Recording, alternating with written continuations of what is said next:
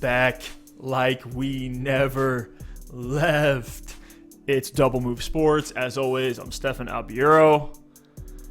I'm here with my guy, Alex Lott, the fantasy phenom. And today, this is our fresh look. We have not prepared. We have not talked about these prospects before. We both independently did our own research on the prospects in this class at the running back position. And I just got to say, before we even get started, I'm so hyped for the running back class this year. So much deeper than even the last couple seasons. There's going to be some names inevitably that are going to be a gold mine. The Elijah Mitchells of this year. I couldn't be more excited to jump in to this class today. Alex, you excited to talk about everybody from Breece Hall to Hassan Hall? Let's just deck these halls. Deck the halls with these running backs, man. I mean, you said it best. I don't know that the top end talent is going to be the same that we've seen the last couple of years. When you think about last year, we had Najee Harris, Javonte Williams. Who knows what we'll see out of Travis Etienne? Those were the guys at the top of the class. The year before, we had Jonathan Taylor, CEH, but then J.K. Dobbins, Cam Akers. We've had a Swift. I mean, I don't want to leave anybody out, but we've had a couple really good running back classes these past couple of years. So this year, there are a couple guys at the top that I'm interested in, but they have high expectations if they're going to live up to that class of 2021, that class of 2020. But to your point, what's the best thing about this class is how deep it is. Like, we are going through the running backs, and we got like 20, 25 names on our list. I don't even know if we'll get through the whole list. We might have to break it into 2 episodes, and we still might not get through everybody. But what we really want to do now is set the framework. We're going to talk about all these guys, and as we start to see the combine, as we start to see these guys run and test, we're going to get a better feel for which ones just aren't going to make it and that draft capital is not going to be there, and which ones we're buying into more and more. So I think those late second round picks in these dynasty rookie drafts, those third round picks, you're going to be able to stash a couple of these running backs that might go, round 3, round 4, maybe even round 5 or 6 on day 3, and they might have a shot to make it like Elijah Mitchell did last year. So it's going to be fun. We have a ton to get through, but it's finally time to start talking about some of these 2022 rookies. We're recording today on February 18th. We're about 2 weeks out from the combine. The draft is in April. So some of these guys that we're going to bring up today, this is probably going to be the only time we're ever going to talk about them on this show, on this channel, on this platform. But if you want to keep the conversation going, especially with some of the deeper prospects, maybe some more niche names, that's our thing. Like, we love diving into the undercover gems in these classes. So hit that Discord channel, link to that in the description down below. Free to join the conversation with me and Alex. And we have leagues open up right now. We are recruiting savvy Dynasty players to come compete against us. But let's jump into it, Alex. Let's start with the top 3 guys. Because just like last year in Dynasty rookie drafts, there's about 3 running backs that are worthy of first-round picks. In Dynasty, maybe this year we have a 4th enter that back of the 1st. I doubt it as of right now from the most recent mock drafts.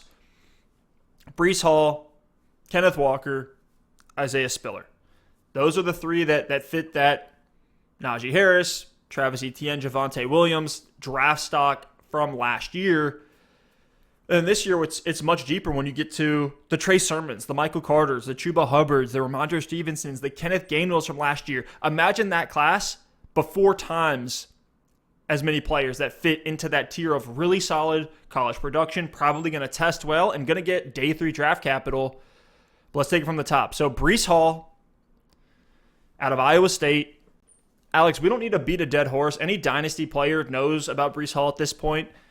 The best part about Breece Hall is that there's really no hole that you can poke in his game. He has the most clear 3-down workhorse type profile.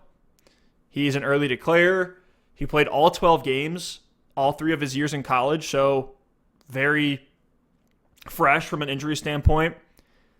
Was dominant as a true freshman, 897 rushing yards, 23 receptions for 252 receiving yards, and 10 touchdowns as a freshman. Then went back-to-back seasons as the Big 12 Offensive Player of the Year, over 1,400 rushing yards, over 1,750 yards from scrimmage, and 23-plus touchdowns both years. Improved efficiency on the ground every year, took on more passing work as he got older, caught 36 balls as a junior. And one of the crazy stats about Breece Hall, he rushed for a touchdown in his final 24 games in college. He broke the NCAA all-time record for consecutive games with a rushing touchdown. He's the safest in this class because we've seen him be a workhorse and be fantastic for all 3 years in college. Yeah, unfortunately, that streak broke in his last college game against Clemson. But yeah, Breece throughout the season was able to put that streak together, those touchdowns. And that's what you're looking for in these running backs. I mean, if we want to have that mold that has the size and has the speed, they have to be able to get it done around the goal line, because that's one of the most valuable things you can look for in fantasy football. The other piece of that is receiving work. I mean, if you want to look at running back value, the touchdowns and the receptions are where you can create that value. And Breece Hall can do both of those things. You talked about the touchdown streak.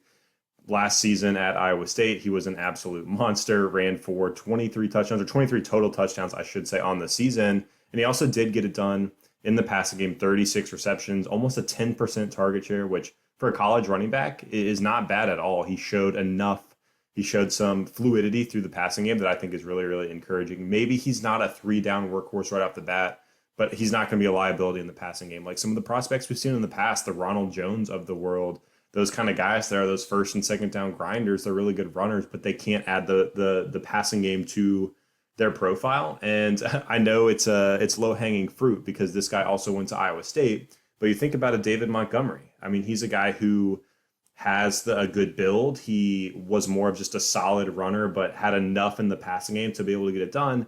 And we see what he's been able to do in the NFL. He's really, really worked on that receiving ability.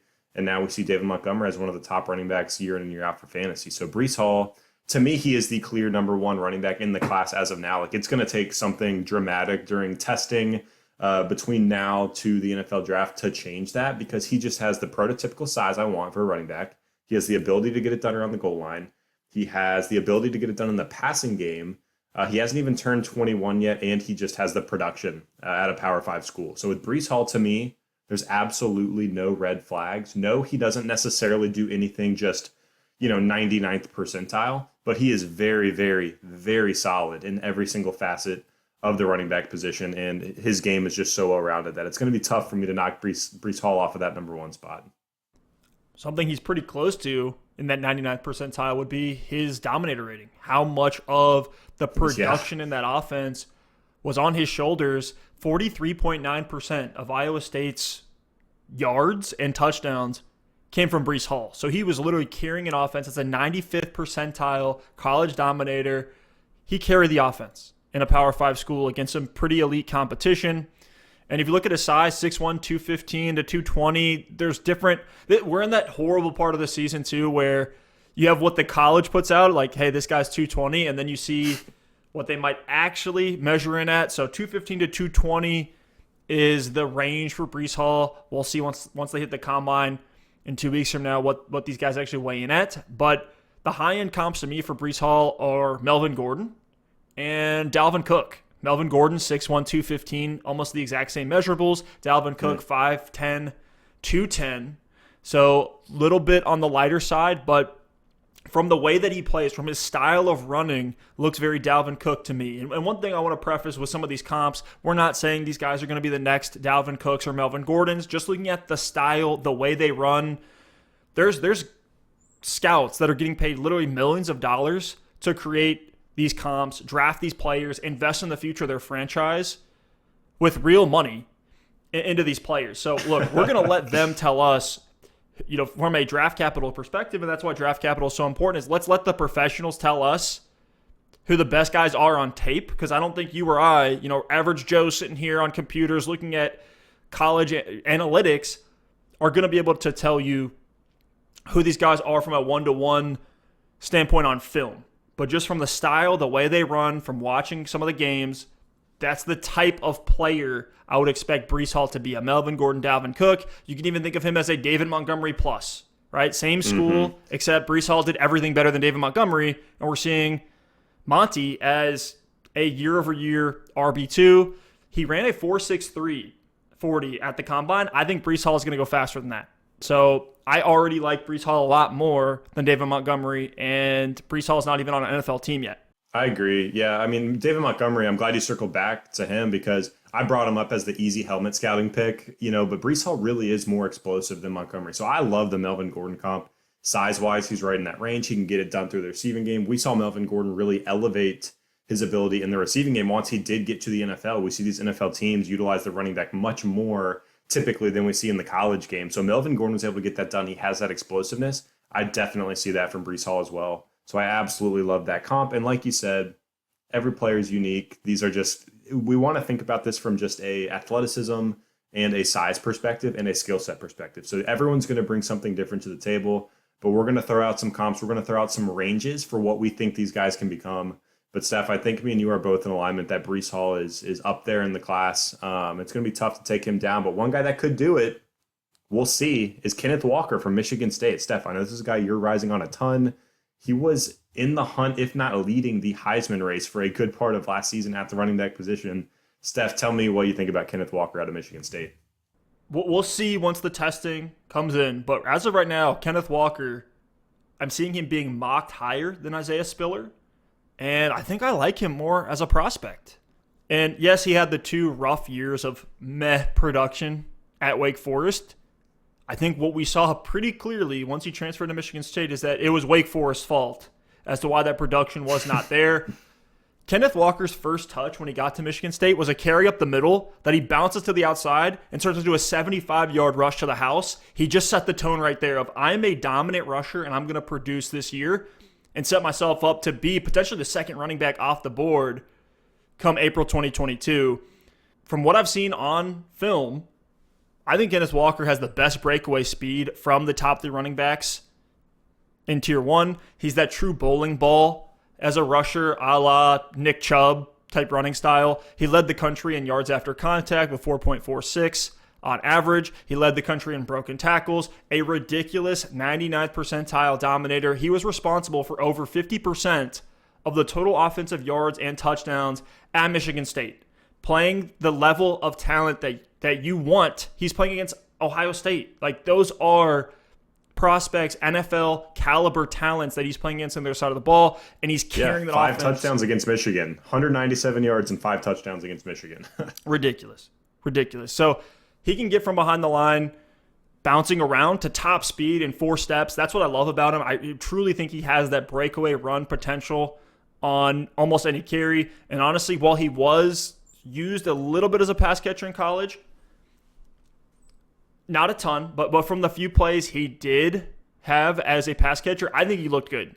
He turned a dump off thrown behind him into a touchdown against Miami. That looked really, really impressive on tape. To me, I have similar thoughts as I did with A.J. Dillon, a guy that we had a very small sample size of his receiving production, but we're seeing him get it done at the pro level. I'm starting to think that just because a guy doesn't catch the ball to the backfield in college, that could be more of a product of the system that they're in, the way that team utilizes the running back. So I'm putting less this year than I have in previous years. Focus on that pass catching work for these running backs, which you take that's really the only hole in the profile for Kenneth Walker.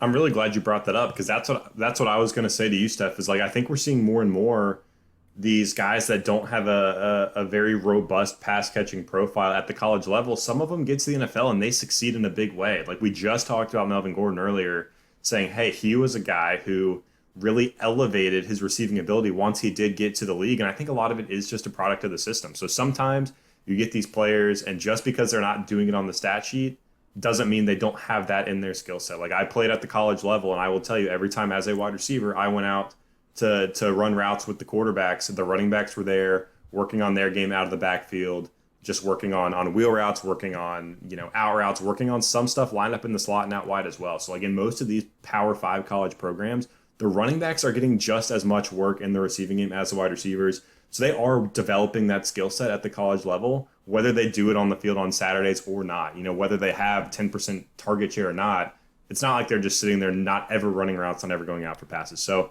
I think Kenneth Walker is a guy that when I did see him in the receiving game, he looked fluid, he looked good. We'll see if he can elevate that game in the NFL, but I just love his ability to take over a game. I mean, at Michigan State last year, we already talked about 197 yards and 5 touchdowns against Michigan. He had a 4-touchdown game earlier in the season with 264 yards, actually in his first game of the year.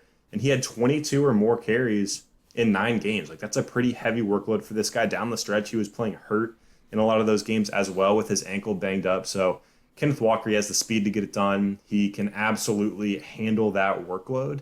And that's what you love to see out of these college guys. I know there's narrative around, hey, I don't want my prospect to have a ton of work in college because that's just wearing them down for the NFL level. You can throw that garbage out of here because to me it shows that they can handle the load. It absolutely shows that they can handle the load. So I love what I saw from Kenneth Walker. I wish we would have got to see him play at this level more in college, but it is good to see that he's an early declare, I believe. Correct me if I'm wrong on that one, Steph. But super excited to see him in the NFL draft. I hope he gets the draft capital to back it up because I think on the right team and in the right situation, he could start his career as a first and second down workhorse. He's going to hopefully get some goal line work as well because he does have a nose for the end zone. And hopefully as we see him progress in his career, we start to see that receiving ability get factored into his game as well. And we're seeing the opposite true from a pass catching standpoint with guys like Clyde Edwards-Helaire. Like he was so good as a pass catcher in college. Was that more of a product of the LSU Joe Burrow system and offense, or was it a sign of what he was going to do at the NFL level? Obviously, it turns out that he's not necessarily that pass-catching stud that we thought him to be with the Brian Westbrook comps and things like that coming out of LSU. And to your point on the heavy workload, that's a garbage narrative. If you have anybody who's pushing that, just stop listening to them because that same mindset would have had you fading Jonathan Taylor because he had over 300 touches all 3 years of his career and was playing 14 games because they were playing the bowl game and making it farther. Like it's just a silly narrative at this point. Maybe there's some data to back up that guys wear down quicker. I'm not really looking that far. I'm not looking farther than 3 years in Dynasty. So I truly believe we may be talking about Kenneth Walker as the top running back in this class a year from now. At 5'10", 206, he's not a towering running back, but his vision and long speed are elite. He can get it done in the NFL level. He has a third-round projection on the most recent mocks that we're seeing. And just from his size, speed, play style, high-end comps to me are J.K. Dobbins, who's 5'10", 209. We know he can get it done in the passing game, even though he doesn't necessarily do it a ton in the NFL or in college. And Javonte Williams, everybody's favorite, right? Top 5 running back in Dynasty right now, 5'10", 212. Very similar play styles. A lot of the time when I was watching Kenneth Walker, it looked very similar to Javonte Williams, both in college and in the pros. And the fact that Kenneth Walker was able to improve in that third year after the transfer, he's shown the ability to adapt and improve the level of competition around him, going from ACC mediocrity to Big Ten royalty in one offseason. Expect him to continue to improve as a 21-year-old professional running back. But Alex, let's jump over to Isaiah Spiller, a guy that I'm seeing as high as the RB1 in some rankings. Mm-hmm. A guy that I actually thought I would be higher on because I love the Travis Etiennes of the world, the DeAndre Swift, the Miles Sanders, Saquon Barkley. These pass-catching running backs are a little more slender but very explosive. Isaiah Spiller fits that mold, but he's a little bit bigger than those guys. And the production is very solid but has some question marks. Alex, what are your thoughts here on Isaiah Spiller? Isaiah Spiller's tough, man, and we're already seeing it. He's going to be one of the most polarizing players in this class at any position. We did see him get involved early at Texas A&M. I mean, his freshman year, age 18, he broke out 946 yards and 10 touchdowns. That's nice. But the disappointing thing for Isaiah Spiller is that he didn't really improve on that at all. I mean, you look at him 2019, 2020, 2021, his numbers were almost identical, right around that 1,000-yard mark. His total touchdowns actually went down, and his receptions went down as well. So I know we talk about him as this guy who can kind of do it all. He can get it done on the ground. We think of him as someone who can get it done through the air as well, because over the course of his career, he had a lot of receptions, but he only had, his career high in receptions was 29 in a season, and that was as a freshman. So I like Isaiah Spiller. Again, we're talking about being a product of the system like Texas A&M. They struggled a lot on offense throughout his career there, and he is playing against SEC defenses. But we did see him have games where he just wasn't efficient. I mean, he was a little bit inconsistent over the course of the year, had good games against teams like Kent State, against teams like New Mexico, but then you go against Alabama, 2.7 yards per carry. You go against Ole Miss, 2.7 yards per carry in those games, really struggling on the ground. So we did actually see, if you read between the lines, a lot of his production come against Prairie View, come against New Mexico, and come against Kent State this season. And another one would be Missouri, 168 yards and a touchdown against Missouri, who's one of the worst teams in the SEC. So if you really stack up the competition, He did have a decent game against Arkansas. He had a decent game against South Carolina. So it's not a 1-to-1 ratio, but a lot of that production is weighed against some of those easier opponents. So Isaiah Spiller's tough for me. I have him as my number 3. I know we're talking about him third here, but right now I have him behind Kenneth Walker. I have him behind Breece Hall because to me, we did see Isaiah Spiller in college show the most dual threat ability, but I think there's a good chance that Kenneth Walker and Breece Hall might be just as good in the passing game as Isaiah Spiller, and it could have been a product of those systems. So Spiller, for me, is more of that finesse type of player. He's not someone who is going to take a carry and just absolutely turn on the jets and break away 80-yard runs to the house. He has enough speed to get it done at the college level. I struggle to believe that he's going to be able to have those breakaway run abilities at the NFL level. So he's a very well-rounded player, a finesse player, but I think he's not a workhorse. I think he's going to fit into an offense in a really nice 1-2 split potentially. So for me, I just struggle to get on the Isaiah Spiller hype train. Still firmly the number 3 for me in this class. I still think he will have fantasy football value moving forward. But if I'm an NFL team, if I'm a dynasty player, I am much more in on guys like Breece Hall and Kenneth Walker just because of the upside. So Spiller's polarizing. I want to see how he tests because I really want to see how that speed breaks down in the NFL Combine. My feeling on Spiller right now is that he's the most landing spot dependent of these top 3 running backs, what we consider our tier 1, the guys that are being projected to be taken on day 1 or day 2 of the draft. I think it's very much going to come down to landing spot with him. If he goes to a team that is wide open, let's say, for example, Chase Edmonds and James Conner are gone from Arizona, then they draft Isaiah Spiller. He's very, very exciting. Benjamin can play that Chase Edmonds role, and Spiller could prove himself to be the workhorse eventually.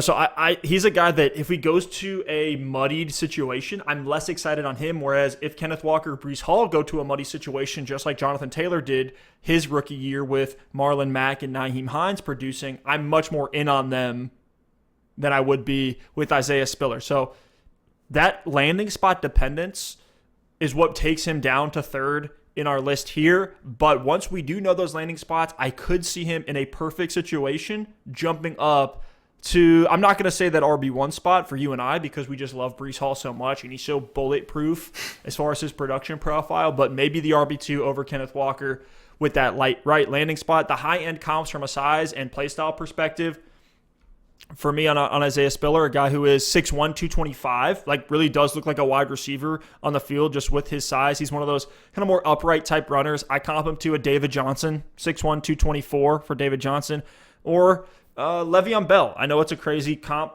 to throw out there. I'm just saying stylistically, the way he looks on the field compared to other players has that Le'Veon Bell look to him. Lev Bell was playing at 6'1", 230, so 5 pounds lighter, and that's Isaiah Spiller. I do like what you said about the comp, 6'1", 225. I don't think I gave him enough credit for his size.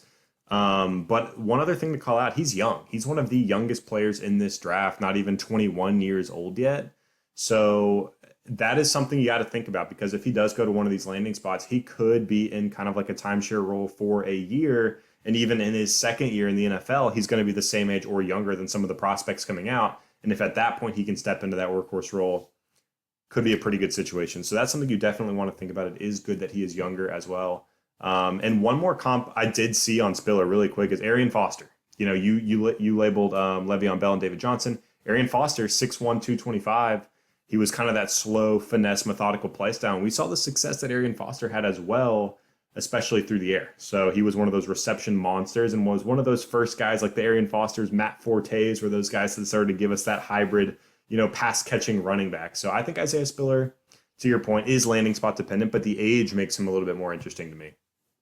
If he hits as a rookie or just has some impressive production where his stock rises, he's going to be one of those cornerstone building block assets in Dynasty. That's another really appealing part of Spiller's game. One of the holes in his production that I don't know if necessarily is being talked about enough is that Devon Achane, his running back room teammate, was more efficient and saw about the same amount of passing game work, few less carries, but this is a guy, Devon Achane, yes, he's super fast, one of the fastest players in the country, but he's 5'9", 185. So you could say, yes, he's just faster, so he's breaking on more runs and looking more efficient. But that's another small nitpick that we have in the Isaiah Spiller profile that we don't have with Kenneth Walker, that we don't have with Breece Hall. So that's why he is third in our rankings as well. You would love to see Spiller, if he truly is this elite 3-down monster, be efficient all over the field, outproduce the other guys in his backfield, even if there are, the fastest guy in the country, because at 5'9", 185, you'd expect Isaiah Spiller to be breaking off more tackles, forcing defenders to miss a little bit more. The breakaway speed can kind of balance that out. But even if you take out some of those breakaway runs, Spiller is not more efficient than Devin Achane in a carry or touch basis. So it's a little bit scary there, but still a guy that should be going on day 2 and a guy that we're going to have our eyes on. That landing spot is going to be crucial for him. If he lands in an Atlanta or a Miami or Tampa Bay, where those backfields clear up and he's the guy, he's going to be shooting up these draft boards. But let's switch over to a guy that we'd say is probably in tier 2 if we're going through all the running back declares in the 2022 NFL draft at the running back position. It's Kyren Williams out of Notre Dame, listed at 5'9", 195 pounds. We'll see if he weighs in over 200. That's been a huge threshold. We talked about that last year with Kenneth Gainwell. That 200-pound threshold is huge for running backs, huge for his draft capital, and his likelihood to be a top 12 fantasy running back at any point in his career. The closest comp from just a size perspective, and it feels so bad to make this comp because he's such a unicorn, but it's Austin Eckler, right? 5'9", 199 pounds, same height, very similar weights. Austin Eckler comp is the one that everyone's going to go to for Kyren Williams. I don't see his ceiling being that high as Austin Eckler because Eckler is such a special talent. He's such a tackle-breaking monster, and I don't necessarily see that from Kyren Williams in his college tape. But I think somewhere near that Eckler range would be his absolute ceiling.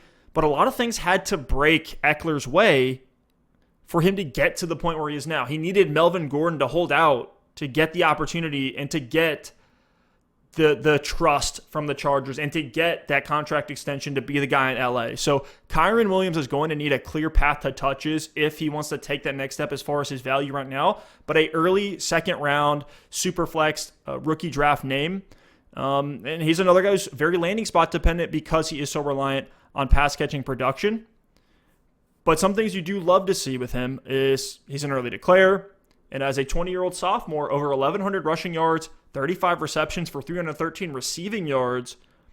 Had a very similar stat line in 2021 as a junior, but added even more in the receiving game. 42 receptions for 359 yards. So this is truly a pass-catching back. He may be relegated to a scat back plus, kind of like a Chase Edmonds at the next level. I hope for his sake he does not. But he fits that mold of that prototypical scat back plus, which does present a lot of upside in PPR leagues.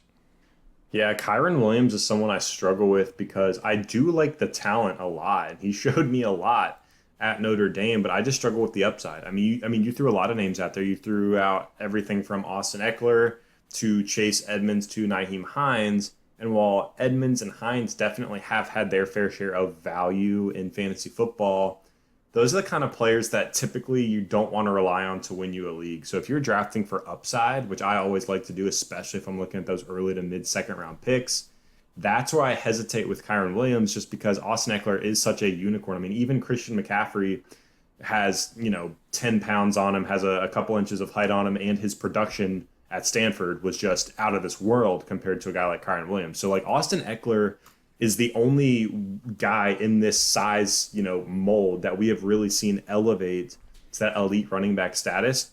9 times out of 10, they do fall into the Chase Edmonds. They do fall into the Nyheim Hines type of tier that you talked about. So for me with Kyren Williams, it just comes down to what are you drafting for? Are you drafting for a guy who might come in right away and be a third down back and he might have an impact his rookie season? Because we saw him put up numbers at Notre Dame, and I love the 35 receptions he had in 2020, 42 receptions in 2021. Like, this guy's shifty. This guy can get it done.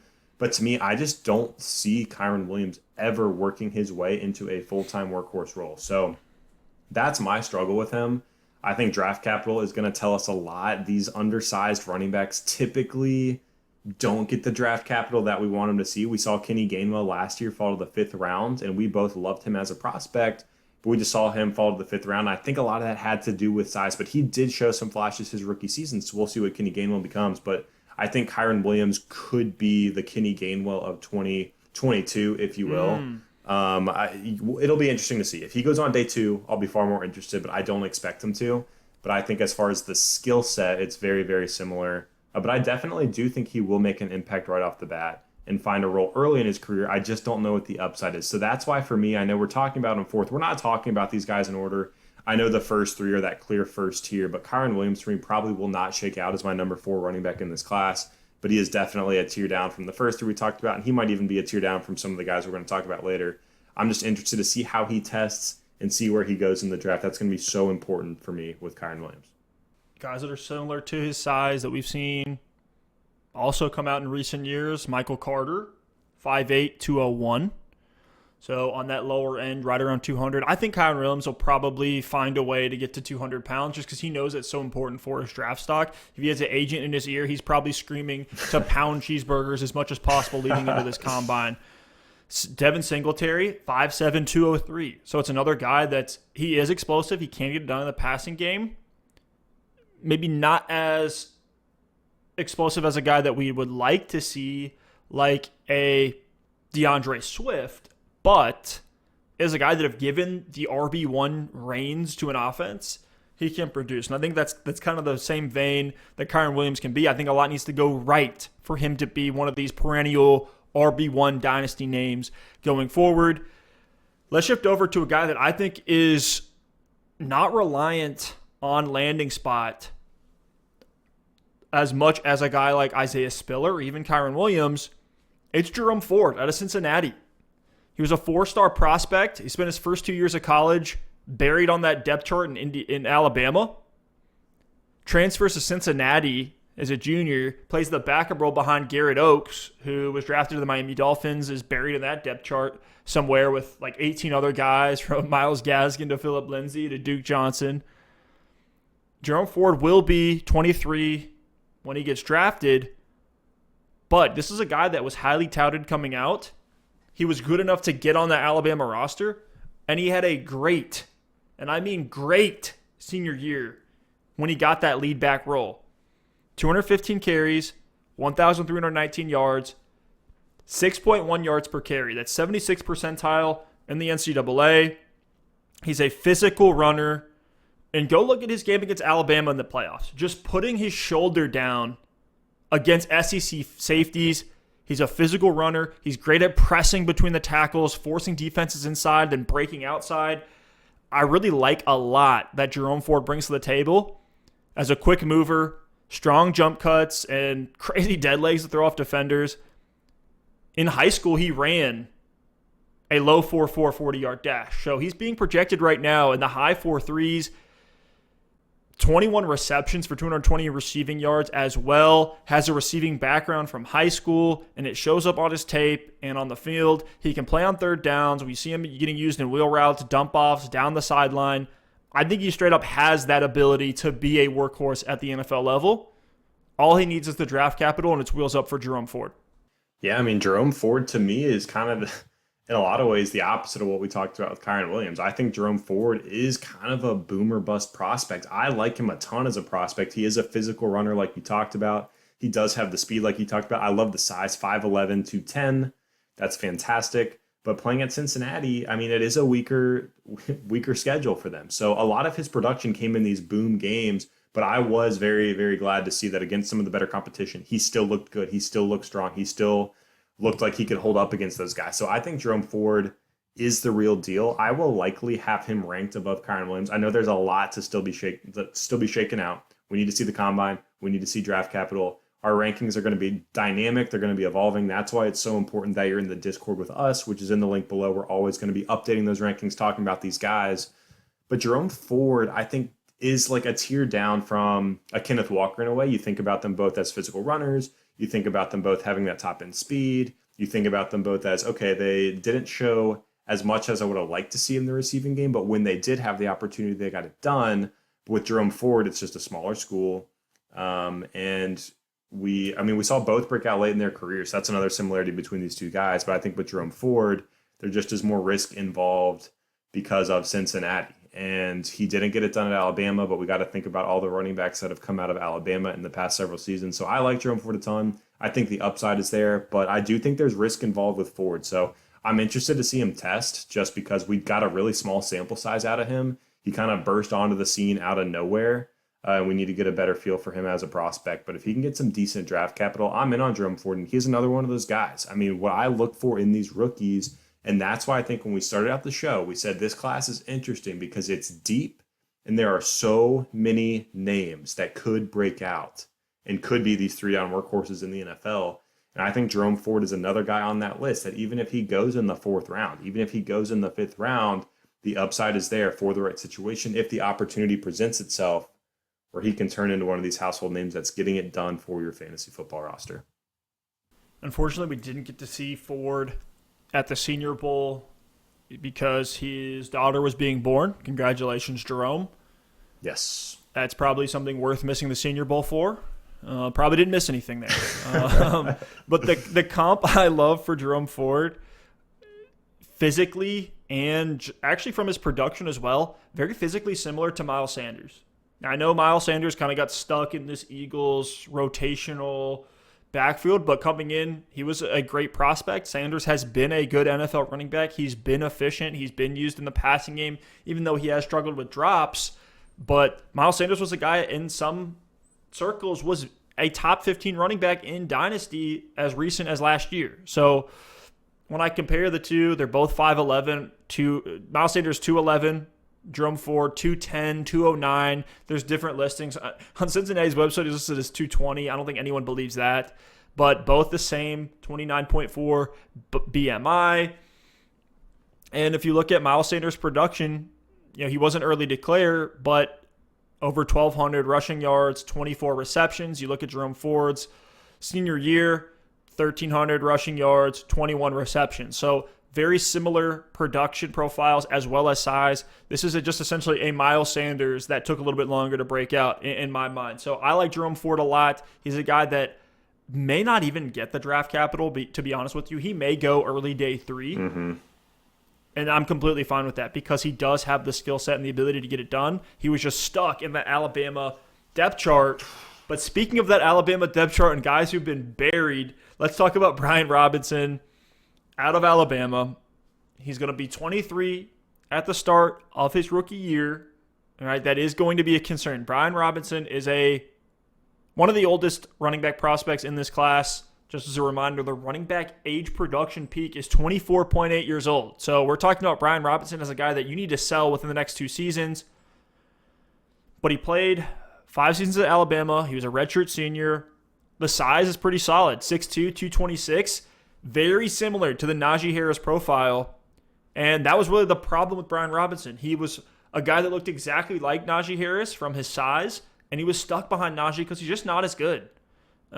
Just from what we've seen, he was stuck on that depth chart for 4 years, but then in year 5, 271 carries, 1,343 yards, so that's 5 yards per attempt, pretty solid, but nothing crazy. 35 receptions, which is, for a guy his size, to have 35 receptions, a 7.5% target share, very impressive. Then had just under 300 receiving yards as well, 16 total touchdowns. So this is a guy that was second in the country only to Kenneth Walker in broken tackles. The production for 2021 was solid on the ground and through the air. The number one question with Brian Robinson is why did it take him 5 years to be the guy in Alabama? And if you look back through as far back as 2017, his freshman year, we had Jalen Hurts taking away a lot of the rushing volume, and then it was like a 4-way rotation between Bo Scarborough, Najee, Dameon Harris, Josh Jacobs, and then the next year, 2018, he's behind Dameon Harris, Josh Jacobs, Najee Harris, and then 2019 and 2020, he's just Najee's backup. He was a handcuff in Alabama. Then in 2021, he finally got that workload. So the question comes down to, was Najee Harris just that good, or is Brian Robinson not that good? That's really what it comes down to. I tend to think that Robinson's going to get the draft capital because of the helmet scouting and the size. I'm already seeing him day 2 in most mocks. Yeah, I think Brian Robinson's going to get the benefit of the doubt in just about every area. And I mean, I know he's old. I mean, 5 years at Alabama, that's a long time. And he saw a lot of guys float through there and go to the NFL right in front of him. But it's not like he wasn't doing anything in the previous years. I mean, even back in 2019, which feels like a lifetime ago, 96 carries, 441 yards, 5 touchdowns. In 2020, 483 yards and 6 touchdowns. So, like, he was a serviceable backup. Clearly not the number one guy, but getting involved. So it's not like he was just warming the bench. Then we finally saw him get his opportunity this season. And I know there's a lot of hate on Brian Robinson, and there's a lot of hate on his talent, and he's old, and he's, it's helmet scouting, and he's not very elusive and this and that. But I'm just going to say it right now. I kind of like Brian Robinson. Obviously, he's not in my top tier, but he's firmly in my tier too, because I like what I saw from him at Alabama. I watched a lot of their games this past season. The stat sheet lines up. I mean, 270 carries, 1,337 yards, and 16 touchdowns. But something I like about Brian Robinson, 35 receptions last season. So, like, he got it done in the passing game as well. And he has the ability to take over games. I mean, he had games, Ole Miss, 36 carries, 171 yards, and 4 touchdowns. Against Texas A&M, 24 carries, 147 yards. I mean, against Cincinnati, we saw him absolutely dominate. 26 carries for 204 yards. It felt like every single run was like an 8 to 10 yarder. So I like Brian Robinson. I think he's going to get the draft capital. I mean, that's part of why I like him as well. I think he's big enough to get it done. We see his size. I mean, 6'2", 226. This guy's an absolute bowling ball. He is a north and south guy, but he can break tackles. He can run through people. And if he needs to catch the football, he can do that as well. Now, I think he's going to go into a situation where he is a first and second down runner, and they're probably going to bring someone in to do third downs and things like that. But think about it, if Brian Robinson goes to in Atlanta or goes to a Miami, and he just fills right in as that guy who gets the first and second down work. He gets 200 to 250 carries as a rookie and has the ability to get it done in the receiving game as well.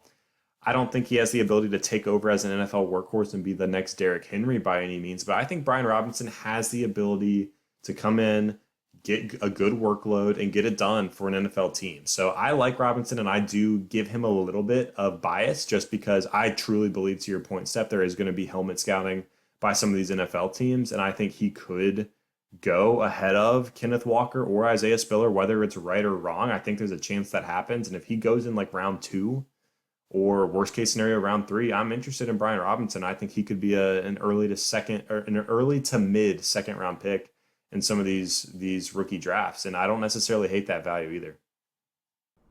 We're seeing guys produce after years of poor production just because they are the RB1. You look at Rashad Penny, Devin Singletary, Cordarrelle Patterson this last year. If a team drafts Robinson high to be their RB1, I'm very interested. Exactly.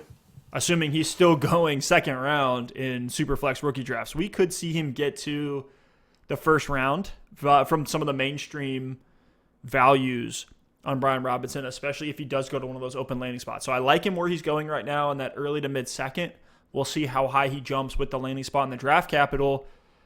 If I'm a contender in Dynasty, he's a lot more appealing just because of that age. But he's a guy I'd love to draft, help me contend for a year or two, and then just sell high. Yep. Because he is so old, and like you mentioned, and one of the biggest problems with him is he's not the most like efficient, breakaway, elusive runner. He's not necessarily juking anybody out of their shoes, but is a guy that can be a great north and south runner, and he has the pass catching skill set. Definitely going to be used as a goal line back at the pro level, I can tell you that. All right, so Alex, I'm really excited to get into this next player. It's turning into a little bit of a dynasty darling right now, and it's for good reason. It's Tyler Allgeier out of BYU. This is a 4-year player with 2 years of great production. He's 5'11", 220 pounds, so ideal, prototypical NFL size. He's about to turn 22 years old, so not the youngest guy, but also not the oldest. He had a super efficient freshman and sophomore year on very limited touches, was running at 7 yards per carry, had 4 receptions for 64 receiving yards and a touchdown. So the limited usage that we saw, just like we like to see from rookies in the NFL, is like the limited usage was really efficient, shows promise, shows potential from these players. And then as a junior, Allgeier showed workhorse potential. 150 carries for 1,130 yards, 7.5 yards per carry. one of the most efficient running backs in the country, 13 touchdowns on the ground as well, then caught another 14 balls for 170 yards through the air. And then as a senior, just continue to build upon that. That's one of the things we love to see from these prospect profiles is continue improvement as these players get older, get more experience. And that's exactly what Allgeier showed. 1,600 rushing yards as a senior, 23 touchdowns, a very nice 10% target share that he turned into 28 receptions for 199 receiving yards. He was second in the country, only behind Kenneth Walker in average yards after contact with 4.16. And he's third in this class in terms of broken tackles, only behind Kenneth Walker and Brian Robinson. So BYU is an independent conference, but in the senior year, we saw Allgeier ball out against USC, Utah, Arizona State. It wasn't like these guys were playing Coastal Carolina every week. And while being a 4-year player sucks to see, he has the size and production. He just needs the draft capital. And I think this is a guy that we could see blaze at the combine and shoot up in draft boards. Yeah, we've been getting this guy hyped up between you and I, Steph. I mean, Allgeier, I only watched a couple of his games because you said it, goes to BYU, not necessarily the most primetime performer, but in the games I watched, I was blown away by how BYU was just feeding this guy the football and some of the things he was doing with it. I watched the game against UAB, the bowl game, 27 carries, 192 yards, and 3 touchdowns, added a couple of receptions as well. He had a game against Virginia this season with 266 yards and 5 touchdowns. And this guy was just getting it done week in and week out. I do love the receiving profile as well. And Steph, I said this to you earlier this week. I think Allgeier, not necessarily from a playing style perspective, but from a production perspective and the kind of guy we see him being in the NFL, could be this year's Elijah Mitchell. My bet is on Allgeier right now. If I had to pick a day 3 prospect who's probably projected to go rounds, 4 through 7, probably around 5, 6, or 7, honestly, if we're talking about Allgeier. If I had to bet on one running back right now that's going to come into a system and prove his way onto the field and be productive even as early as his rookie year, right now for me it's Tyler Allgeier. So I'm very bullish on this guy. Plays at a smaller school like we saw from Mitchell last season. Very, very talented, really good production, solid measurables. Mitchell is a little bit faster, or at least I expect him to be faster than we see Allgeier run. But I'm in on him, and I'm going to be scooping him up in the 3rd rounds of these rookie drafts, and I'm going to be really happy with it because I think he's one of these guys that he goes to a small school. He has the size, he has the athleticism, he has the production, but just because he went to a small school and didn't play the competition, we're going to see him fall down draft boards. But I think he's a really, really strong player, and I think he's going to have the ability to get into a training camp and compete to get some snaps on the field as early as his rookie year. And out of these 3rd-round picks in your rookie startups, you're really just looking for guys that can get out there and give themselves a chance at production. So Allgeier in those mid to late 3rd round, in the mid to late 3rd rounds, be scooping this guy up. I'm super excited to see him run at the combine because I want to see him get drafted. If he gets undrafted, I'll be super, super disappointed, but I don't expect that to happen. I think someone will take a chance on him, and I think it's going to pay off. We've talked about 6 running backs already, and these guys still have better production and a much better profile and college resume than guys that were being taken in the 2nd and 3rd rounds of Superflex rookie drafts in Dynasty last year. These guys are better as prospects than Ramondre Stevenson and Chuba Hubbard. And we haven't even talked about a guy I'm really excited about as well, but I'm seeing him getting a little bit overhyped right now. He was interesting at first, but as the hype has built, I'm actually out on him on his value. But Rachaad White out of Arizona State started as a JUCO prospect, had a really, really good receiving season. He took over the backfield at Arizona State his senior year. I like his patience and vision, kind of like Isaiah Spiller as a finesse player. And I like the receiving chops, but that's about it. When I watch Rachaad White on film, he's not super elusive as a rusher, nor is he very physical. Actually, he's a guy that runs out of bounds, likes to avoid contact as much as possible. From what I've watched, nowhere near as many broken tackles. When you look at his just raw counting stats, nowhere near as much yards after contact compared to guys like Brian Robinson or even Tyler Allgeier. Rachaad White could go at day 2. Like right now, I am seeing him day 2 in some mocks. But then I look at his physical metrics and the way he could be used in an offense. he's honestly built like a wide receiver. And I don't see a clear comp for him at 6'1", 210 pounds. He's well below the 28 BMI threshold we typically look for NFL running backs. The ideal range of high-producing RBs in fantasy or guys that have been drafted in the first 3 rounds is 28 to 31 BMI. So Rachaad White is well below that with a 26 BMI. But he's hard to ignore because he's just such a good receiver. As a senior, he had 43 receptions for 456 yards. He was the 4th running back in the country in receiving yards, 6th in the country in receptions, had a 20% target share, and honestly does look great in the passing game. But the thing is, as a running back, I think his absolute best case scenario is that a team falls in love with him to be a gadget player to be used all over the field because he does look so much like, and honestly profiles like, a wide receiver. So this is another one of those guys that's extremely landing spot dependent. We could see him be a Curtis Samuel or a Tavon Austin, a Cordarrelle Patterson type name where it's this guy who can play running back and wide receiver, but isn't really that good for fantasy. Great for an NFL team, but not good for fantasy. This is probably the most landing spot dependent prospect in this draft. If he doesn't go in day 2, I'm out because he could be that kind of like Kylen Hill. If you remember him, went in the 5th round. Everybody loved his receiving chops, but he's nothing more than a dart throw. I'm not falling for it. I don't really like what I saw on the ground for Rachaad White, which to me says he's not going to secure a starting RB1 spot as a primary ball carrier for an NFL team. But a fun prospect. Yeah, I think so too. And I'm glad you said that about the whole wide receiver running back hybrid thing because I was going to say we've seen some success from these guys. I mean, Antonio Gibson was like this wide receiver running back hybrid, but he ended up playing running back. And we've seen Deebo Samuel, who was a wide receiver in college, turn into this kind of wide receiver running back hybrid, but he's still primarily a wide receiver.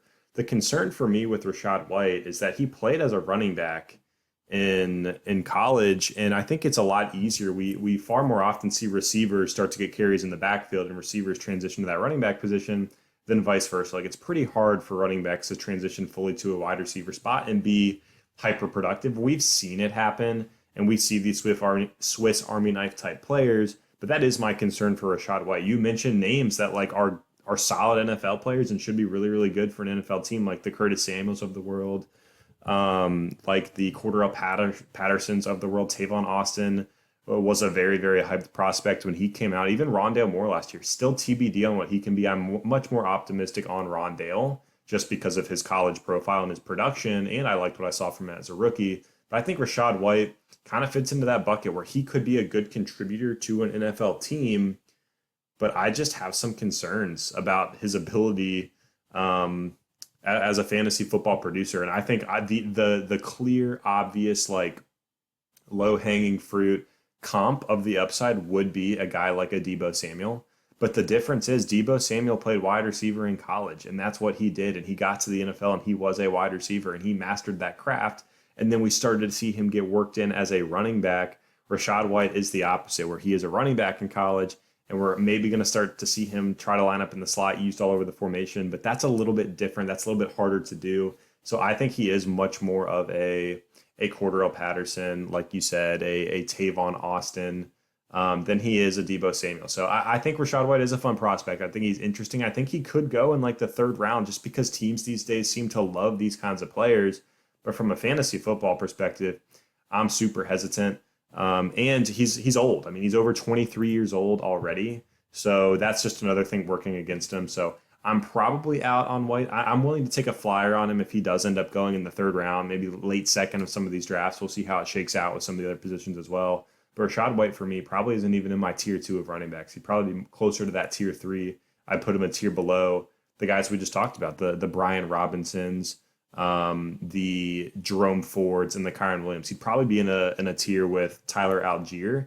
And I'd rather take my chances on Allgeier, who is a prospect I believe in, who could get similar draft capital, played at a smaller school, but I believe more in the talent. I would rather bet on a guy like that in this tier 3 of running backs than I would on a guy like Rachaad White. Now, another older prospect, a guy who's going to be 23 and a half when the season starts. Tyler Badie out of Missouri. So right away, we know whatever production we get into happened in the SEC, which makes it that much more impressive. This is a 4-year player. He might be a little undersized at 5'8", 194 to 199 is what I'm seeing him listed as on different sites. He needs to hit that 200-pound threshold. He has the compact build that you look for at a running back, being so short. And what we saw from him at Mizzou was he was stuck behind Larry Roundtree, who we saw go to the Chargers. He was stuck behind him on that depth chart until his senior year, was always a very solid receiving, scat back type player, but then took over as a senior once Roundtree was gone and just went nuclear. Had a monster season, 268 carries for 1,612 yards, 14 touchdowns, 6 yards per carry in the SEC. Very impressive, very strong efficiency on the ground. Then added maybe the best receiving profile combined with the yardage that we've seen. Like one season, if you just want to take one counting stat line from one of these prospects, Tyler Badie's senior year is ridiculous because on top of the over 1,600 rushing yards, he had 54 receptions for 330 yards through the air and another 4 touchdowns through the air, an 18% target share. That's 97th percentile. And he was responsible for 43% of Mizzou's rushing and receiving yards and touchdowns. So that's a 94th percentile dominator rating. Again, this was against SEC competition. So while the age isn't ideal, the size isn't ideal, the production is there. And hopefully the measurables are too at the combine. Badie is a guy I'm keeping my eye on as we go through the draft process. I like Badie a lot. I do. And I love that he was, I mean, you talked about the dominator rating. He was the focal point of this Mizzou offense. He did it against SEC competition. And I know he's a little bit undersized, but I love the speed. I love the quickness. I'm really excited to see what kind of 40 time he runs, but he certainly showed on the field that he has game speed, which in a lot of ways can be more important than the 40. I mean, we see Tyreek Hill clearly has the fastest game speed in the NFL. And, you know, I bet if he ran against John Ross, who knows who would win, but I'm taking Tyreek Hill on Sundays for sure. So, like, the combine is a good indicator of speed, but it's not the end-all be-all. But I certainly am excited to see what he runs. But this might be a hot take. I like Badie more than I like Kyren Williams. Wow. I'm much more impressed by Tyler Badie. I know he is 23. I know he is undersized. I know there are some of these, like, kind of red flags with him as a prospect overall, but I love the elusiveness. I love the quickness. I love the speed. I love the profile, especially against that SEC competition. And he's another guy that I don't think he necessarily has that 3-down workhorse potential. I mean, when we talked about Kyren Williams, I talked about Eckler really is that unicorn. And you mentioned Austin Eckler as that upside comp, and it's always there. That is that star in the sky that you want out of these undersized pass-catching running backs. But realistically, is he going to get there? I don't know. There's a lot of guys in between the Nyheim Hines, the Michael Carters, the Kenny Gainwells, the Devin Singletaries, a lot of guys in between. And I think Tyler Badie could end up coming in at that level maybe a little bit better. And that's all you can hope for out of these guys. They start out, they get drafted, they have a role on a roster as a third down back. And as opportunity opens itself up as they go throughout their career, maybe they work into more of a workload. So I like Badie a lot. I think he's probably in my tier 2. I like him more than Rachaad White. I like him a little more than Tyler Allgeier, and I do like him more than Kyren Williams. So I'm a little bit higher than consensus on Badie right now, but I'm sure some things are going to move and shake as we do get through the combine and get through this draft process. Badie ran a 4.46 40 in high school. I expect him to run about the same, if not faster, at the combine, which is going... If he's under 4.5, that would be great. That would be great if he's under a 4.5. And at 200 pounds, we'll see. The main difference between him and Kyren is that Kyren Williams is an early declare, but from what they did when they give him the RB1 reins in an offense, you could say arguably what Tyler Badie did was more impressive. More receiving work, carried the offense more. This is one of those guys that I just really want him to have a fantastic combine and get that draft capital, because I really do think he will produce.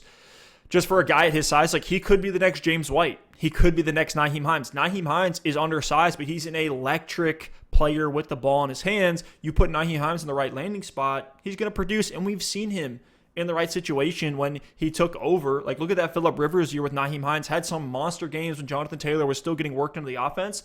Gives me some hope for a prospect like Tyler Badie, who is on that 5'8", 5'9", sub 200 range. But let's talk about a guy that I've been really rising on as I've done my research. It's a small school guy, but what you want to see from small school guys is that they came out early and produced and balled out every year. We've seen that from small school guys like Myles Gaskin, produced every single year. Chase Edmonds at Fordham, another small school guy that just dominated right out of the gate. This guy could be cut from that same mold. Sincere McCormick out of UTSA, the University of Texas at San Antonio. They play in the Conference USA. They're playing against teams like UTEP, San Diego State, Rice, Southern Miss. The reason he went to UTSA is because he's a hometown kid. It's his hometown school. He's from the area. What you love to see about Sincere McCormick, he's an early declare. He's going to be 22 when the season starts. Will have just turned 22 when the season starts. And as a freshman, had monstrous production right out of the gate. 177 carries for 983 yards, so that's 5.6 yards per attempt, 8 touchdowns on the ground, and then through the air, 24 receptions for 198 receiving yards and another touchdown. And then he only built on that freshman year, true freshman year, with 2 more years of nothing but dominance, back-to-back years with just under 15 rushing yards and over 20 receptions both years. Had a 30% dominator rating, was responsible for 30% of the offensive production. As far as yards and touchdowns, that's 70th percentile. As a senior or as a junior, the size is probably a concern, but the same was said of Elijah Mitchell. And Sincere McCormick comes in at 5'9", 200. So there's another guy to keep your eyes on him as far as his landing spot. Very excited to see him blaze at the combine. He ran a 4.5 in high school. So just another guy from that same vein as like Tyler Badie. I like him if he gets the capital, if he finds the right landing spot, because he's done nothing but just ball out at the college level. Whether it's the toughest competition or not, Elijah Mitchell's proving everybody wrong on that narrative that small school can't produce. Yeah, Elijah Mitchell reset a narrative for us last year on what these small school day 3 guys can do. And Sincere McCormick is someone, Steph, I'll give you credit. This is a guy that you brought to my attention. So I've had to do my due diligence on this guy as a prospect, and I know I brought up Tyler Allgeier earlier as a late guy that could end up earning his way onto the field because I love the way he plays. I love his physical running style. But if we really want to talk about this year's Elijah Mitchell, you nailed it in Sincere McCormick. Like, this guy has a shot, and we're not saying all these guys are going to pan out. These third-round picks, the hit rate is low, but we got to pick and choose our battles. So my guy's Tyler Allgeier. Steph, your guy right now is at one of those third-round flyers. One of your guys is Sincere McCormick, who you brought to the table, and I love what you said about him being Elijah Mitchell light in a way because size-wise, I mean, Sincere is 5'9", 200. Elijah Mitchell is 5'10", 201. Both small schools, both multiple years of production. The difference is Sincere McCormick isn't early declare. They both have that good speed. Sincere McCormick has a little bit more of a receiving profile at the college level, so I love the call. I think this is a guy where if we can see him get picked in that 5th, 6th round and we can see him go to a team that can give him a shot in camp, obviously you need some things to break your way. You think about Elijah Mitchell and you had Raheem Mostert going down in the first week. You had Trey Sermon, who was an absolute bum. You had Jeff Wilson, who was injured as well. And he took the opportunity and he ran with it, no pun intended. So McCormick is another guy where if he can get the draft capital even on day 3 and he can go to a situation where they'll give him a shot, and some things break his way and he gets on the field, we could see him have an impact. So I love the production. I love that he's an early declare. So McCormick is one of those late-round names to keep an eye on. And that's what we're saying with this class. There are so many late-round names. No, they're not all going to hit. But if you have third-round picks, they're going to be valuable because chances are 1 or 2 of them are going to hit. And it's just such good return on investment in the 3rd round. 2nd and 3rd rounds, even 4th rounds in your Dynasty league. It's going to be a gold mine. So, Alex, you knew we couldn't go this long without talking about the Georgia boys, Zamir White, James Cook, these Kirby Smart committee backs that have both declared for the NFL. It's actually funny that Zamir White is an early declare, but both James Cook and Zamir White are the same age, 22.4 years old right now. It's going to come down to how both guys test and if they get the capital. But I'm very, very, very much a fan of James Cook. I think he puts Zamir White as a prospect to shame. And even though he was a 4-year player, James Cook showed extreme efficiency. Okay, he's a little undersized at 5'11", 190. But he was more efficient in the same offense all 4 years of his career. He also saw a lot more pass volume 8% target share, 27 receptions his senior year, 67 total receptions throughout his college career. I wish we could have seen James Cook at the Senior Bowl. He was originally slated to go. This is a guy that we're talking about. He has the pedigree. This is Dalvin Cook's younger brother. So as an explosive pass-catching back that's a little undersized, I like James Cook a lot. Yeah, I like both of these guys, and I'm with you. I like James Cook a lot more. I mean, Zamir White was the main guy on the ground for Georgia last season, but to your point, he was good, not great with the work he got, was non-existent essentially in the passing game. I mean, only 9 receptions in 2021. But I like what I saw from James Cook with his limited touches. I mean, 113 carries for 728 yards, 7 touchdowns. I also love what I saw from him in the receiving game. I mean, not only did we see him get work out of the backfield, but I remember the game against Michigan in the semifinal. I mean, he was lined up out wide. He was getting passes thrown to him down the field. He's a weapon. Yeah, James Cook is an absolute weapon, and he does resemble Dalvin a little bit on the field. So he's definitely got it in the DNA. And out of these two guys, I know we've been talking about him a lot before the show, throughout the week, things like that, throughout the season even. And I was a little bit more optimistic about Zamir White, but you brought me back down to earth. Like, you can easily compare these two prospects. They played in the same system with the same team against the same competition. And to me, it's a no-brainer. I mean, workload aside, James Cook 113 carries last season, where Zamir White got 160. So again, he was the predominant guy on the ground. But if you just look at the production, you look at the tape as well and see how they look on the field, James Cook clearly looks to me like he has more juice.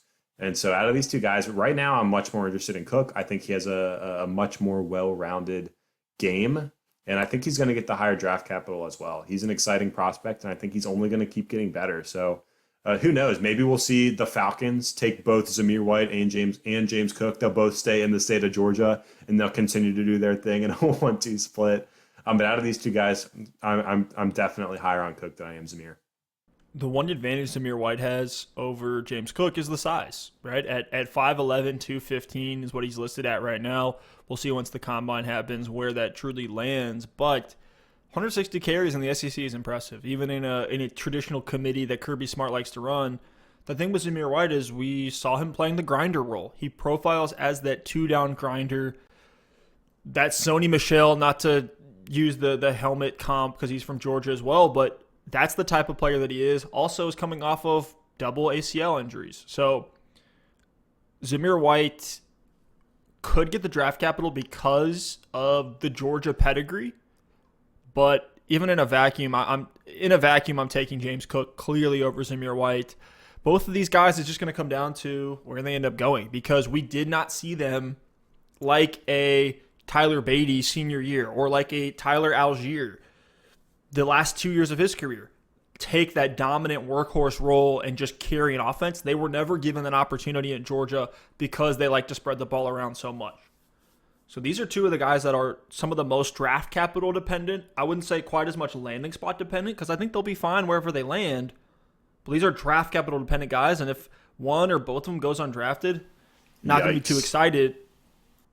Another 4-year player, another 4-year SEC running back I'm very excited about, and this is probably the guy who's gotten the most Senior Bowl hype. You're already feeling that drum beat starting for Dameon Pierce out of Florida. He's already 23, which you hate to see, but at 5'10", 215 to 220, it's very good size, 32.5 BMI. This man is a monster on the field. This is a big back. He averaged 5.5 yards per carry across 329 carries in his career at Florida. He never took over the backfield, was never used as a workhorse, kind of like Isaiah Spiller. Dameon Pierce to me is a poor man's Isaiah Spiller. 5% target share his last 2 years. It's fine. But from what you see on tape and what I think people saw at the Senior Bowl, Dameon Pierce is a great pass catcher from my deep dive into his film. He never had more than 600 rushing yards in a season, but was one of the most efficient running backs in the SEC 3 out of 4 years in his career. He even put up numbers in an offense with no real threats at receiver after Kadarius Toney, Kyle Pitts, and Kyle Trask all went to the league. So I would love someone close to the program to confirm, like Georgia, like Texas A&M. Does Florida recruit running backs to be in a rotation to keep them fresh for the NFL? playing against the highest competition on the big stage. I want to know, was Dameon Pierce's lack of volume, the most carries he got in a year was 106 his junior season. Was that because he wasn't good enough to compete to be that workhorse? Is it because Florida just likes to use their backs in a rotation? Yeah, it's a good point. And I honestly, it's crazy because Dameon Pierce feels like one of those prospects that as a player on tape, everything we see lines up, right? And it looks like he's a great player. He can get it done in the pass game. He's an absolute tank. But we just don't quite have the sample size that we want. And it's not a matter of him not playing for 4 years, but it's just a matter of him not getting the work that we would have wanted to see.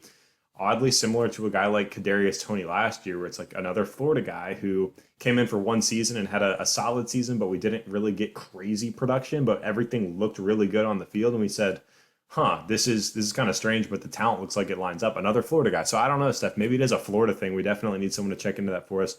But I like Pierce. Absolute tank, like I said. And this is a guy who could come in and be a good first and second down back. You mentioned the receiving profile that he showed off at the Senior Bowl. Going to be interesting to see how he develops that throughout his NFL career and if that is a skill set that he is going to bring into an NFL training camp. Because think about a guy like Ramondre Stevenson last year, who we'll take the L on that one. We were talking about how Ramondre Stevenson was a plotter. We were talking about how he didn't show much in college. But you look at what Stevenson did at Oklahoma, and it was kind of similar to Pierce in a lot of ways. I mean, at Oklahoma in 2020, Stevenson, I know he only played 6 games, but 101 carries, 665 yards, 7 touchdowns. The season before, only 500 yards and 6 touchdowns on 64 carries, so a small sample size. He was really big, just a huge running back who didn't do a lot in the passing game, but then we see him get to the NFL. We see a team take a chance on him. We see a team give him opportunity, and we see him slim down. We see him show agility and elusiveness. We see him as an asset to the Patriots in the passing game.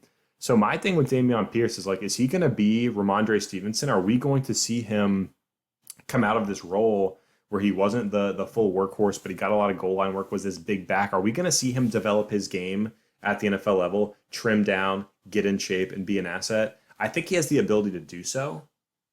I just don't know if he's going to do it or not. So we're going to have to see how he runs. We're going to have to see where he gets drafted. Stevenson, the draft capital backed him up. So again, this is something we keep coming back to on this podcast, on this episode. It's like you have to see where these guys go in the draft, because the Patriots taking Stevenson in round 4, we kind of scoffed at it at the time, but they saw something and they saw this guy committing to getting in NFL shape, and he did so. So with Pierce, again, another one of these late round players where draft capital is going to tell the story. But in terms of skill set, I certainly do think he has the chance. But we're going to have to start reading the tea leaves as we get through the combine, as we get into the draft, to see if Pierce is a guy we're interested in Dynasty. We're going to need to see him test well to block some of the haters. But purely from a film perspective, if there's one of these deep names, I mean, Alex, we're like 13 running backs into this class at this point, and still some of the production is popping off the page more than we saw some of the late round names last year. From a film perspective, this is one of those deep names. Like, if you're going to spend the time to look at some of the film on these guys that we're talking about, Dameon Pierce will have one of the best, just like raw highlights that you will see. He had a crazy play where he breaks off a 15-yard run in the red zone, loses his helmet on the goal line, and just throws his body on the line, has no regard for the fact that he loses his helmet. This kid's just a beast. He has the mindset that I think it takes to be a running back in the NFL based on what he did on the field in Florida. We even saw him line up in the slot at times in that Florida offense that was pretty anemic at times, especially after Trask, Pitts, and Toney left. It just hit me. I remember Josh Jacobs I'm not comparing their play style or anything, but I remember Josh Jacobs was another running back who in college didn't quite get the workload, didn't quite have the production as some of the other guys in the class, but because of the skill set that he showed when he was on the field, ended up getting the draft capital, ended up being a really solid NFL player. So with Pierce, the hope is that these NFL scouts, these NFL teams saw enough from him that they say, hey, I know the production wasn't there. I know Florida used a rotation, but we like this guy's talent and we want to bring him in. So that's just the last thing I wanted to say on Pierce. Josh Jacobs is just another name that came to mind that never had that monster college season, because college production is important, but it's not necessarily prescriptive to success in the NFL. So Antonio Gibson, another guy that never really saw the monster production, only 33 carries on the ground in college. So it's important, but to your point, it is not the end-all, be-all. a guy that I know you're very high on. I'm not seeing a lot of hype behind him going into the NFL mocks, but if you look at his production, it was great. It was great, and it's Hassan Haskins out of Michigan. As a redshirt freshman, he played linebacker on defense his first year at Michigan, and then has been good since his sophomore year when he really got some playing time. 6'1", 220 pounds, that's prototype size. He turns 23 mid-season, so not the oldest, not the youngest. He's a do-it-all back that can do everything well. He's solid in the passing game, solid between the tackles, solid speed, solid vision, 600 rushing yards and a few passes his first year when he took over as a sophomore. Second year was running at a very impressive 6.1 yards per attempt in that shortened COVID season. Then as a redshirt senior, got the workhorse volume, 270 carries, over 13 rushing yards, 18 receptions for 131 yards to the air, 5.6 target share. It's decent. He showed he can get it done, but not necessarily a specialist, and I think that's probably what's killing Hassan Haskins' draft stock, why he's not going to get the draft capital. It's like he's solid everywhere, but didn't necessarily do anything well. Was never electric or elite in one stat or one category, even as far as his measurables, and probably what he's going to do at the combine. But Alex, why are you so high on Haskins?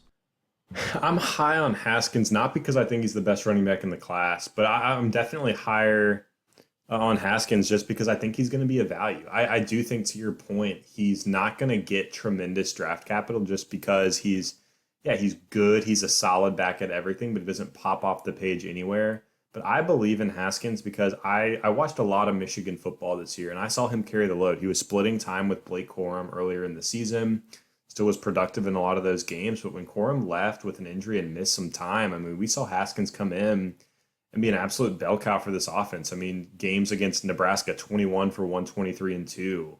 Against Northwestern, 23 for 110 and 2. Against Penn State, 31 carries, 156 yards. Then obviously the 169-yard, 5-touchdown game against Ohio State. I mean, we saw Haskins come in, and he was just a solid runner. And I think he's another one of these guys. We think about Brian Robinson, who we expect to get the draft capital.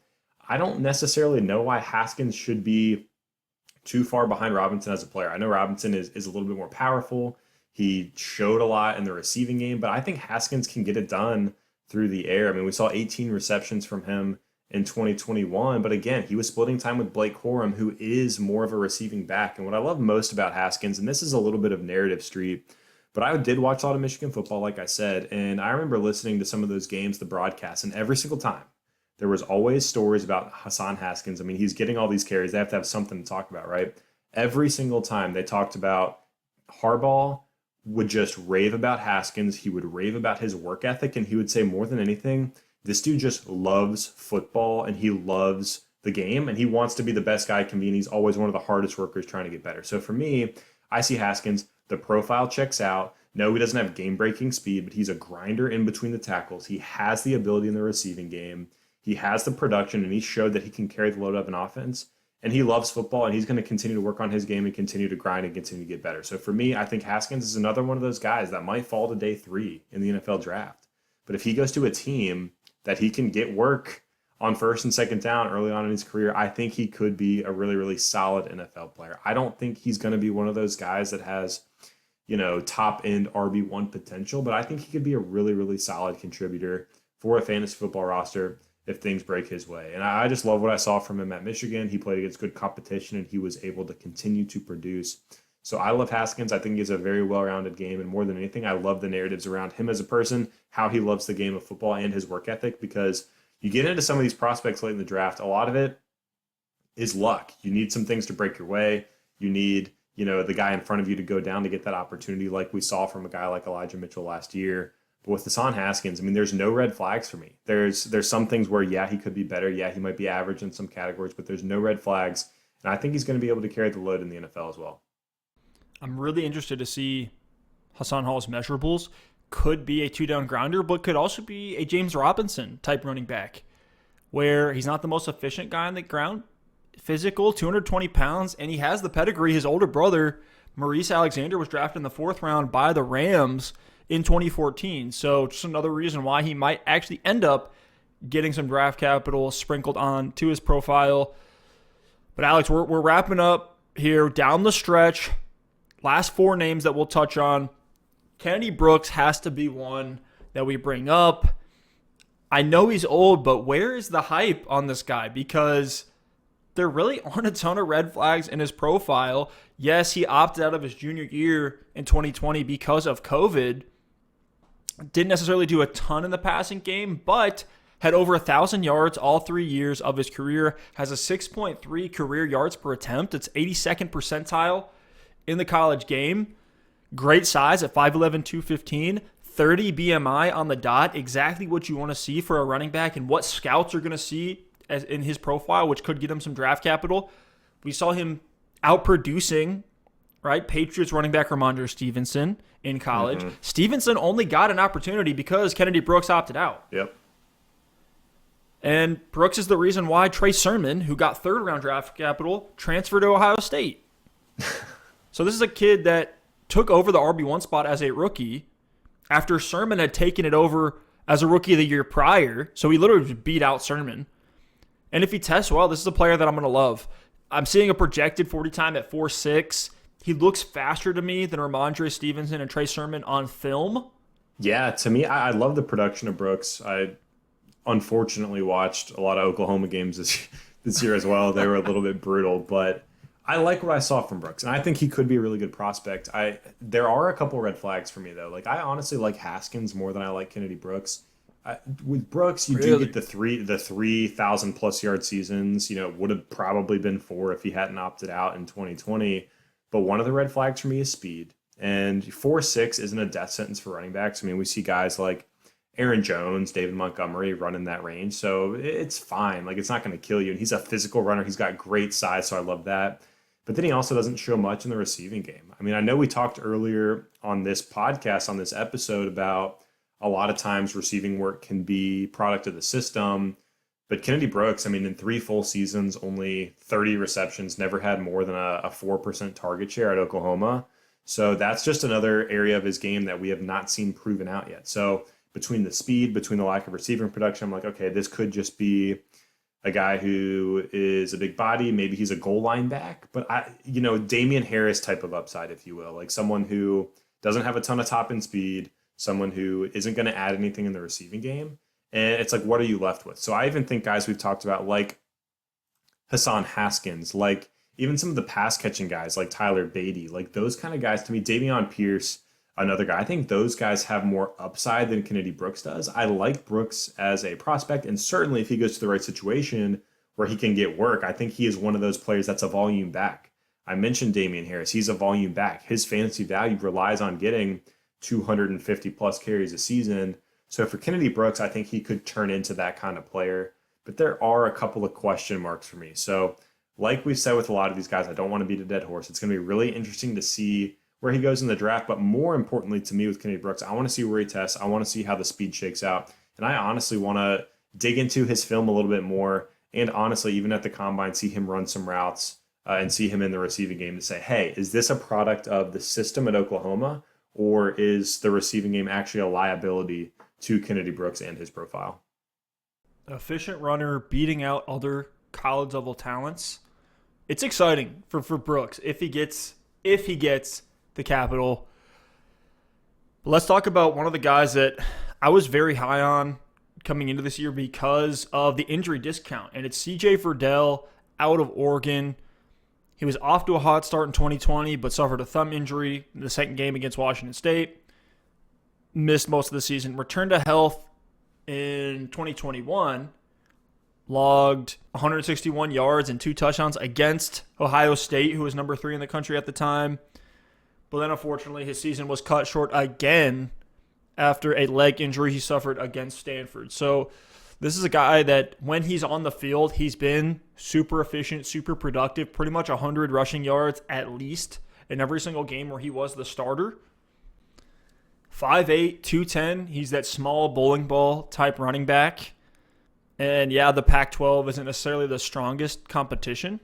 But as a freshman in 2018, 202 carries for 1,000 rushing yards, had 27 receptions for 315 yards through the air. So over 1,300 yards from scrimmage as a true freshman in the Pac-12. That's nothing to scoff at, and then just got better that sophomore year before having those 2 injury-riddled seasons. So this is just a guy that the injury discount, just like George Pickens, who we'll talk about as one of the receiver prospects, he will be available on the cheap. This is a guy that may not even get drafted. And that hurts for his stock, but he's a guy I'm keeping my eye on throughout the process. This may be the only time you hear his name for the rest of the time on Double Move Sports, but he's a guy that we need to bring up nonetheless because when he's been on the field, he's been great. Yeah, and interestingly enough, Steph, I think his teammate is worth bringing up as well. Travis Dye out of Oregon stepped in very, very nicely for Verdell when he went down. I mean, Dye, he was a senior this past year, redshirt junior, excuse me, but I mean, 211 carries for 1,271 yards and 16 touchdowns on the ground, added 46 receptions. So he was a true do-it-all running back, Travis Dye. So he's going to be in this draft as well. And this is another one of those Georgia situations. We got Cook and White out of Georgia. We got Dye and Verdell out of Oregon, all late-round prospects. But it's going to be really interesting to see. I wouldn't be surprised if Dye actually goes in front of Verdell because of the production he had last season, because of that injury discount we're going to see with Verdell. But 2 guys to keep an eye on. Now, another guy who balled out as a freshman in the Pac-12, Jermar Jefferson, who at some times sad last year, going, before the draft, before the combine, was a top 5 name in a lot of people's dynasty rankings. Was a guy that we were excited about because of that freshman year where he had over 1,300 rushing yards on the ground, 12 touchdowns, 25 receptions. So this may just be a moot point, but we want to put these guys on your radar. We're trying to help you all understand the values in your Devy leagues, dynasty leagues on these running backs. And of course, as the process continues, as we get the measurables, as we get the draft capital data, some of these names will be put off to the side. You kind of think of it like a funnel where over time this pool becomes much more refined. But another deep name that's in this pool is Zonavan Knight. He's another one of these guys that's one of the youngest in the draft class. He's not even 21 yet. He's the second youngest running back in the class, only behind Isaiah Spiller. And his production for 3 years was just really, really good in the ACC. He's an early declare, had pretty much the same exact stat line for 3 years in the ACC. But what's impressive is that he did it as even an 18-year-old true freshman. His season averages are 140 carries for 762 yards and 5.5 yards per attempt. 6.2 target share over his career. That's 20 receptions each of his last 2 seasons. 5'11", 206. Size isn't great. Might hurt his draft stock. But from what we've seen from Zonavan Knight, he's been good when he's been on the field, even in a timeshare, which is the questionable part of Zonavan Knight's profile. It's why did he not ever get that workhorse designation at NC State? He was always in a timeshare with a running back by the name of Ricky Person Jr., who ran a 4.3 yards per carry across his whole career. Not a breakaway runner at all. Like, honestly, the production from Ricky Person was not that impressive. Why was Zonavan Knight never made the RB1 workhorse over Ricky Person? Those guys were together essentially the whole time they were on the roster together.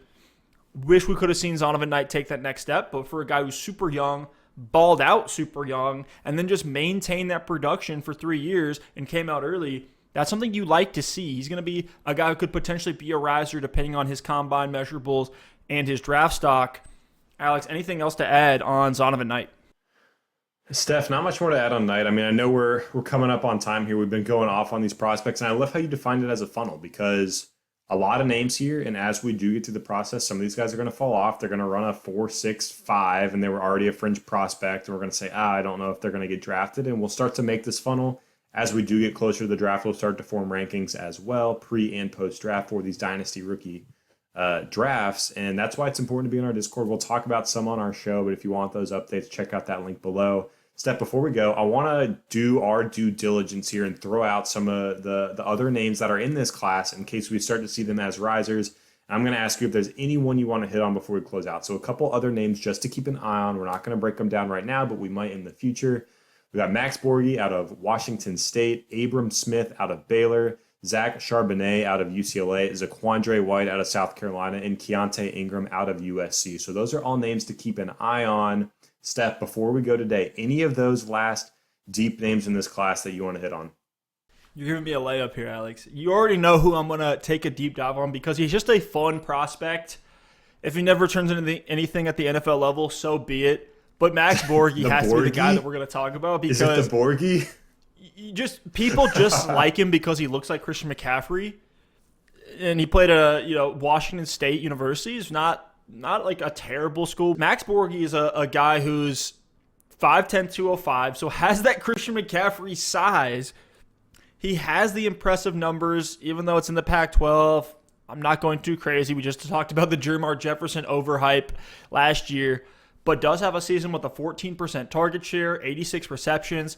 86 receptions, extremely, extremely impressive for a running back at the college level. Had over 1,400 yards from scrimmage that year. His career was thrown off by a back injury. He only played in one game in the 2020 shortened Pac-12 season his junior year. But then he came back, had over 1,000 yards from scrimmage as a senior. Did see a reduction in his usage in the passing game, but he's a fun player, fun profile. Has that Christian McCaffrey look, feel, kind of vibe to him. Obviously, the production nowhere near as impressive. Has a little bit of fragility as far as already having an injury in his career and missing a season. He's going to be extremely, extremely, extremely landing spot and draft capital dependent and honestly combine dependent. But this guy's just a player. He's a dog on the field. He put up good numbers and has that pass catching skill set with an 86 reception season. I don't think we have anybody besides Rachaad White comparable to him as far as receiving production as the RB1 on their team. So Max Borghi, just another one of those deep names to keep an eye on. And again, there's another guy. This could be the last time you ever hear his name on the show, but a fun prospect to break down. I love it. Nonetheless. I'm glad you brought him up because I think about Borghi. I did not realize he had an 86 reception season. I thought you meant in his career, and no, in one season. That's insane. So Borghi's one of those names. This might be the last time you hear us talk about him, but even if he's a 7th round pick, even if he is undrafted, with a 4th rounder, or maybe even after your rookie draft is over, just scoop him up if you've got a roster spot.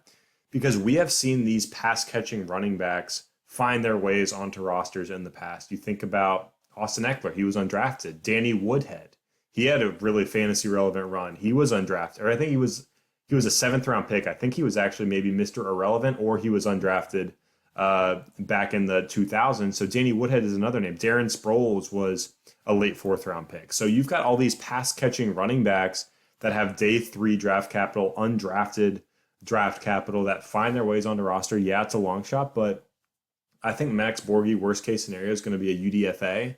And even if he is with a late 4th, or scoop him after the draft, throw him on your roster if he tests well and say, hey, maybe he'll find his way onto the field and get some pass catching work and he could turn into an asset, even if he has a 2 to 3 year stretch. I mean, if your 4th rounders are turning into any kind of fantasy production for any stretch of time, you'll chalk that up as a win. So I love the call on Borghi. We're going to have to think of a good nickname for him. I think there's some potential there, but I'm not going to butcher it on the spot. I got to think about this one. So good call there on Borghi, Stef. I could see him just being a guy that a team falls in love with throughout the draft process because of that monster receiving season. He has better production. If we're just going to talk about these slightly undersized white scat backs, we're talking about Patrick Laird, Ryan Null. Max Borghi put up much better numbers than those guys did. Not the McCaffrey level, right? McCaffrey was a once-in-a-generation type prospect coming in because he had literally a perfect profile. If you watch his combine, Christian McCaffrey looks like a robot, like an android. Every single movement is perfectly